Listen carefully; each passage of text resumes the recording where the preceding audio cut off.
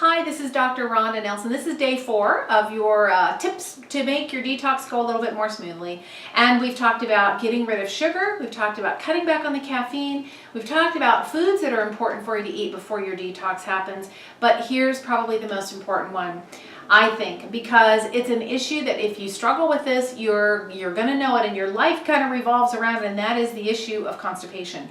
Sometimes when you go through a liver cleanse or some kind of detox, the body can get a little bit sluggish. That GI tract can get a little overwhelmed with material running through it, and it can get a little bit slow in its exit, and that is going to leave you feeling constipated, and we don't want that. So I always say it's quite possible you're going to get constipated.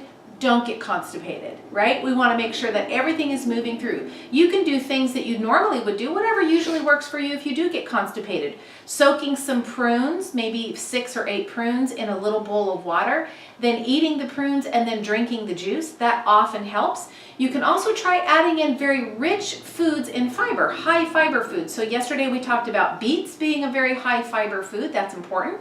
Apples also have a lot of fiber. Carrots are rich in fiber. You can steam them or you can put them in a smoothie, but you do have to add a lot of liquid if you do that. Pears as well have a lot of fiber. Harder to get in the wintertime, but very obviously abundant in the summer. So anything that's a nutrient-dense food that contains a lot of fiber, that's soluble fiber and insoluble fiber, that fiber will actually act as bulk, so it gives you more volume in the fecal material so that you can poop that out and you will have less chance of getting constipated. As well, for women especially, it's very important to keep enough fiber in your diet because we need that fiber in order to bind to the excess amounts of hormones that may be circulating for us, bind to those hormones and get them safely out of the body. When you do get constipated and you're not going all the time and those waste materials are sitting in the colon, what happens is they can actually reabsorb back into the body and have to be detoxed all over again. And we don't want to have them come through the second time around. Let's get rid of them the first time.